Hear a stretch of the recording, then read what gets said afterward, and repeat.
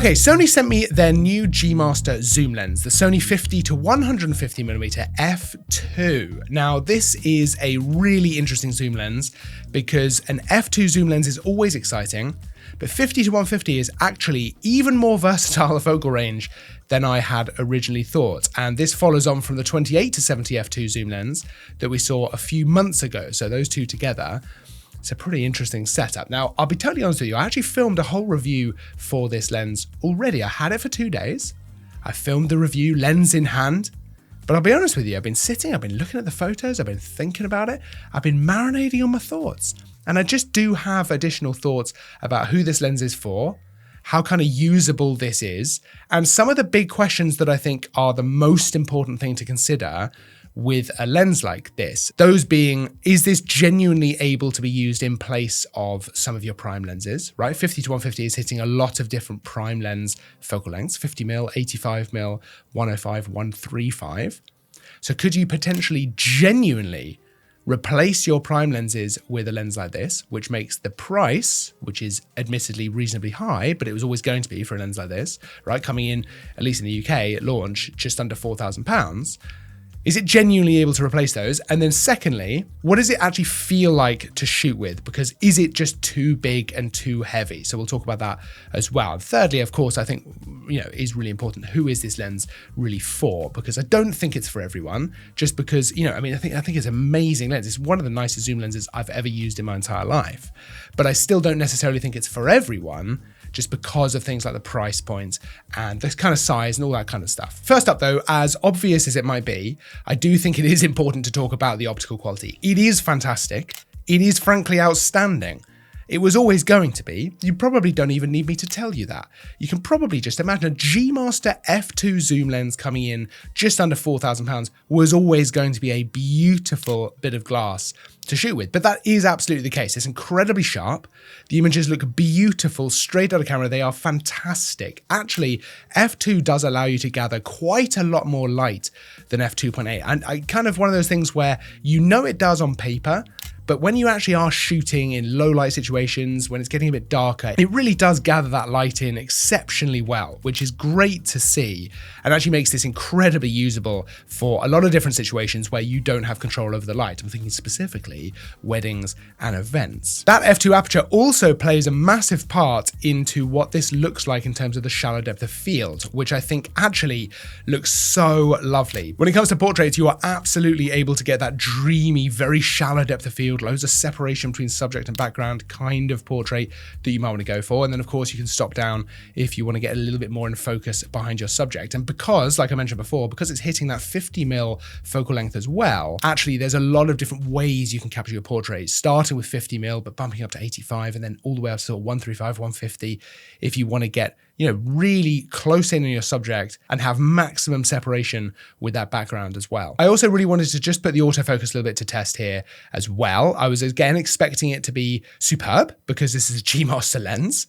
Absolutely it is. You're not going to be using this, I would imagine, for wildlife. And actually one of the downsides with this lens is you can't use it with the 2x extender, which is a little bit of a shame because it would have been great to be able to use this as a 100-300 on the front of an A9 III or something like that. But even so, the autofocus absolutely keeps up with fast-moving subjects, so birds in flight, my dog running around, that's all completely fine. No issues, not even one. So any issue there that I did have was completely just down to me not keeping the subject in frame, so just me not moving fast enough. The lens, no problem at all. And just while we're talking about image quality, it's probably important to also mention it has the normal G Master lens stuff that you would expect, right? So stuff like super ED glass, an XA lens to suppress chromatic aberrations, coatings on the glass to actually reduce flare and ghosting, and absolutely subdued focus breathing for video as well, especially when you use it in conjunction with a camera that has that capability as well. So I think it's fair to say this is a fantastic all-rounder lens, photo and video, and actually with that focal range, 50-150, I really did actually feel like it was more versatile in a lot of ways than 70-200. And I could see a world where I'm swapping it out less for something like the 28-70 than I otherwise would be because of that overlap. For me, actually shooting a little bit longer, so 50-150, is probably going to be a little bit more useful most of the time than the 28-70. So I really actually like that slight crossover and this focal range more than I thought I would.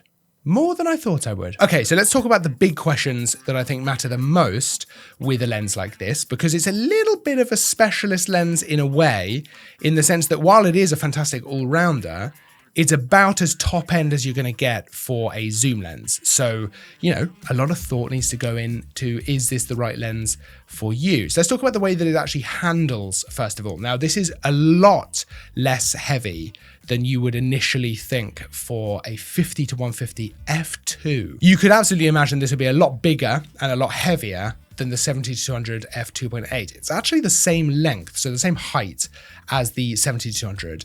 It is a little bit more bulbous, and I think that was always going to be the case. There are always going to be trade-offs when you're talking about an f2 aperture on a zoom lens like this. But in terms of weight, while it is heavier, because, you know, again, it was always going to be heavier, it's not nearly as heavy as I thought it might be. So it's about 1,340 grams versus 1,045 grams on the 70-200, which I think is really interesting because I didn't really feel much of a difference when I was shooting with it. And certainly handheld all day, all afternoon, into the evening, out and about, walking around, I didn't have any issues with this at all. It never felt cumbersome or upsettingly heavy, or really it gave me any problems in my arms or my shoulders or my back or anything like that at all. I was quite comfortable shooting with it actually. Now it might be to do with the balancing, it might be to do with where the weight is in the lens, but it just feels very nice on the front of, I was using the A7R5 predominantly.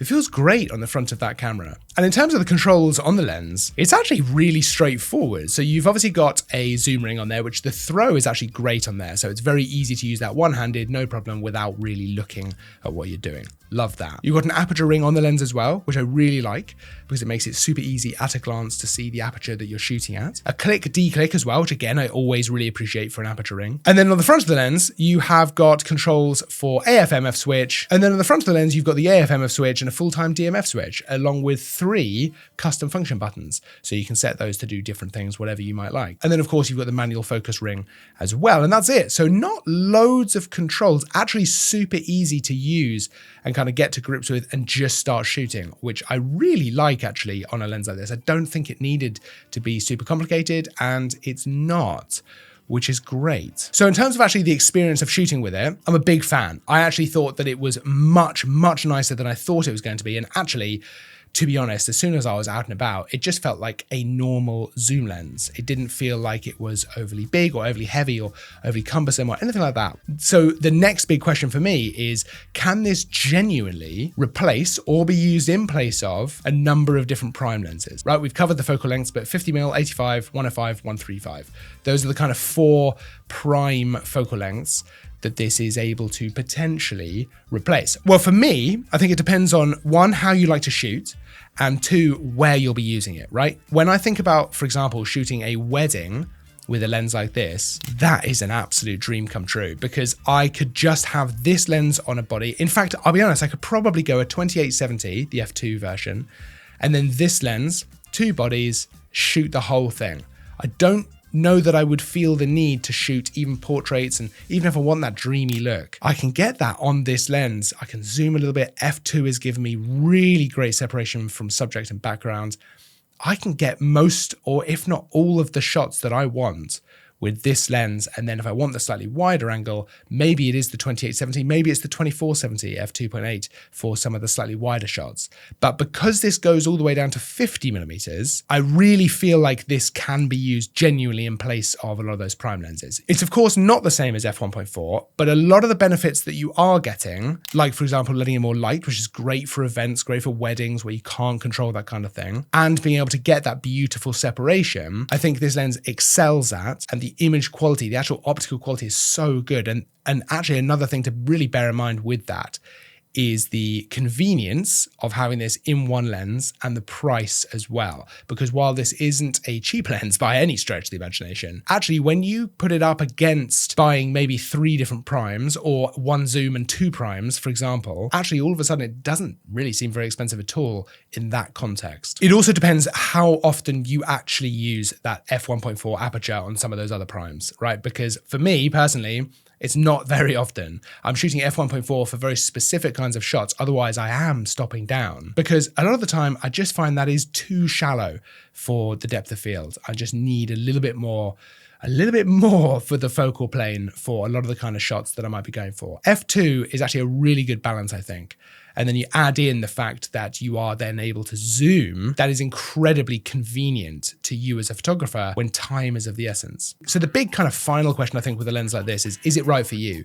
And only you're going to know for sure whether this lens is going to be right for you. I think it is a great choice for a lot of different people, but not necessarily for everyone, right? For someone who just enjoys photography or just wants to get an everyday lens with their A7 IV, for example, the lens that I'll often recommend to people is actually something like the 24-105 f4, right? An f4 lens affords you so much versatility, it's not too expensive, and you can actually do an awful lot with it.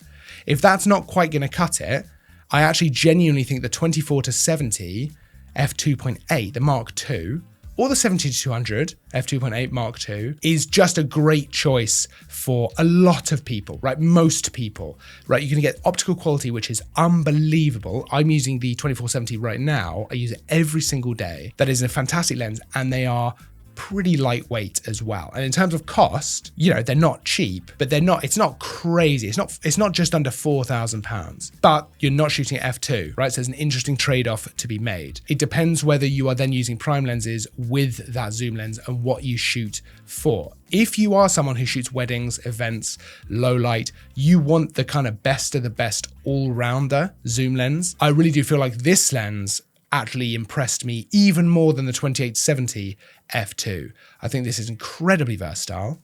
And as a tool for the job, I think that this is just remarkable. Like I said, this would be my dream lens for shooting weddings because it just makes your life so easy compared to having to swap lenses, swap bodies, you know, and just keep thinking about it. Actually, you could do so much of it on just this lens. And if you do rock a 2-body setup, and this is one of them, you're having a good time. You're having a really good time. And that's important when it's something like that, you can't redo it. I think making your life as easy as possible for those kind of situations is a really important consideration. Now, there's actually loads of interesting stuff to check out with this lens. And you can see the full spec, everything you want to know by following the link down in the description. That'll take you to parkercameras.com where you can see the full spec, all the fun info, everything you want to see. Everything's down there. So check that out for sure. Don't forget to like, subscribe to us. There's new content all the time. I'll see you in the next video. But until then, as always, thanks for watching.